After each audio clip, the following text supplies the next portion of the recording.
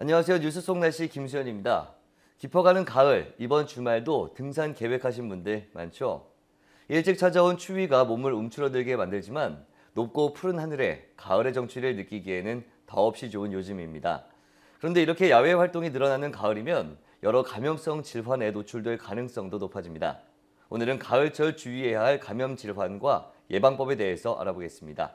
스튜디오에 좋은가정의학과 김웅수 원장 나와 계십니다. 원장님 안녕하세요. 네, 안녕하세요. 네.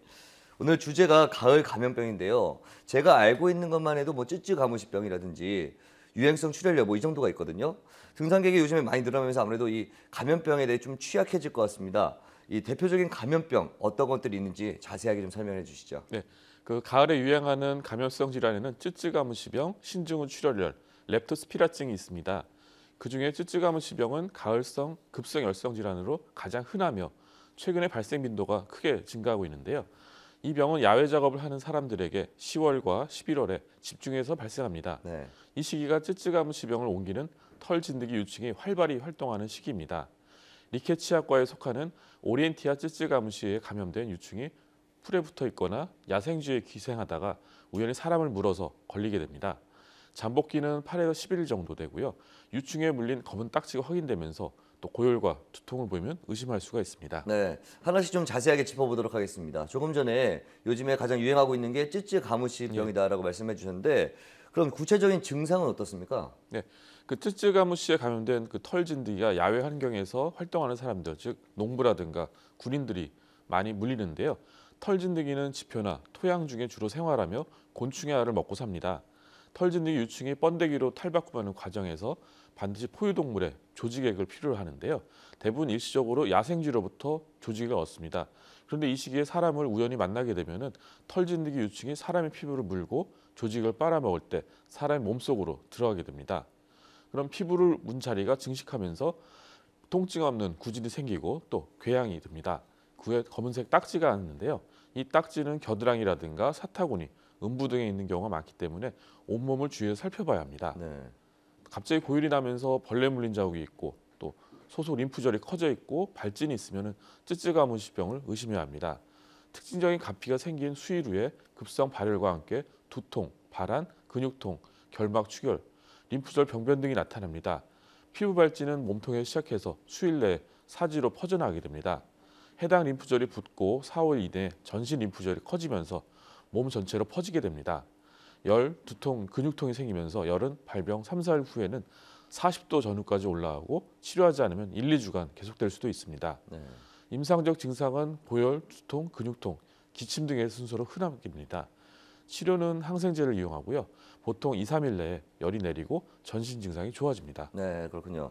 또 하나 위험한 것 중에 유행성 출혈열이라고 불리는 이게 신증후성 출혈열이 예, 있죠. 예. 이 병은 어떤 병인가요? 네. 신증후 출혈열은 사람과 동물 모두에서 감염되는 바이러스성 열성 질환입니다. 들쥐의 배설물이 야외에서 건조해지고 먼지 형태로 사람이 흡입해서 감염됩니다. 바이러스에 감염된 쥐는 침과 대변을 통해서 약 1개월, 또 소변을 통해서는 1년 이상 바이러스를 배출합니다. 사람에서 사람을 전파는 없습니다. 대개 급격한 발열로 시작하고 구토라든가 복통, 저혈압, 단백뇨, 신부전증 그리고 출혈성 경향을 동반합니다. 병의 진행은 발열기라든가 저혈압기, 핍뇨기, 이뇨기, 회복기에 특징적인 5단계 양상을 보이게 되는데요. 발열기에는 갑자기 시작하는 발열이라든가 네. 권태감, 심한 두통, 안면 홍조, 결막 출혈, 또 얼굴과 몸통의 발적이라든가 출혈반, 혈소판 감소, 단백뇨 등이 나타납니다. 예. 또 저혈압기에는 혈압이 떨어지면서 심하면 창날이라든가 선망, 혼수 등의 쇼크 증상을 보입니다. 또한 오심, 구토, 복통을 호소하며 심한 단백뇨라든가 빈뇨, 혈뇨가 나타날 수가 있습니다. 예. 핍뇨기는 소변량이 줄고 요독증이라든가 신부전 나타날 수 있고요. 심한 복통, 토열, 객혈, 혈변, 혈뇨라든가 고혈압, 뇌부종으로 인한 경련, 폐부종 등을 보일 수가 있습니다. 예. 또 이뇨기는 신기능이 회복되는 시기인데요.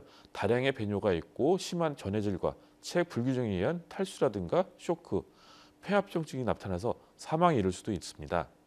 회복기에는 전신세역감, 근력 감소 등을 호소하지만 서서히 회복하는 단계입니다. 이 병은 특별한 치료법은 없고 원칙적으로 대증요법을 하게 됩니다. 환자를 따로 격리할 네. 필요는 없고요. 접촉자에 대한 예방접종이라든가 검역 환경, 소독도 필요 없습니다. 고위험군은 예방을 위해서 백신 접종이 필요한데요. 여기에 해당되는 고위험군은 군이라든가 네. 또 유행지역 거주자라든가 동물실험 연구자들입니다. 네. 이 가을 감염병 중에서 이름이 좀 생소한 질환이 있는데 렙토스피라증이라고 있습니다. 이건 어떤 질환이죠? 네, 그 렙토스피라증은 렙토스피라균의 감염에 의한 가을철 열성 질환인데요. 예. 발열이라든가 오한, 근육통과 두통 등 독감과 비슷한 증상으로 시작되게 됩니다. 특히 그 허벅지라든가 장단지 같은 하지 근육이 많이 아프고요. 병이 심해지면은 황달이라든가 간부전, 신부전, 결막 출혈, 또 피부 점막 출혈과 흉통, 호흡곤란, 객혈 등의 호흡기 증상도 나타나게 됩니다. 예. 동물의 소변으로 배출된 균에 오염된 식물이라든가 토양, 물에 점막이라든가 상처난 피부를 통해서 감염으로 전파가 되게 됩니다. 그 소변으로 배출된 균은 흙이라든가 물 등에 6개월까지 생존할 수가 있는데요. 이런 그 감염되는 동물은 쥐 외에도 소, 돼지 같은 가축이나 개 같은 애완동물도 가능합니다. 예. 우리나라 대부분 가을철에 흔하고요. 특히 농촌, 홍수로 인해 쓰러진 벼를 일으켜서 묵는 작업할 때 많이 발생한다고 합니다. 예.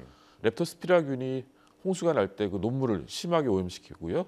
또 벼를 일으켜 세울 때 날카로운 벼잎에 스쳐서 손이라든가 팔, 다리 상처로 쉽게 침입하게 됩니다.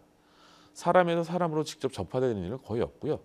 치료는 대개 항생제를 사용하고 처음 4일 이내에 시작할 때 효과적입니다. 예.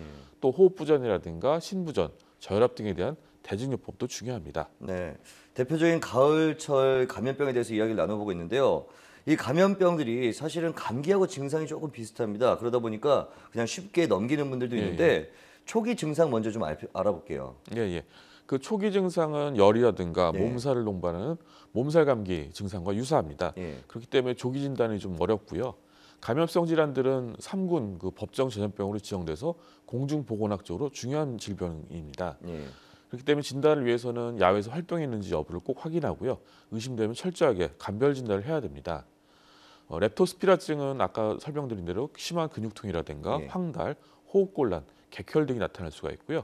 쯔쯔가무시병은 진드기에 물린 특징적인 딱지를 확인해야 합니다.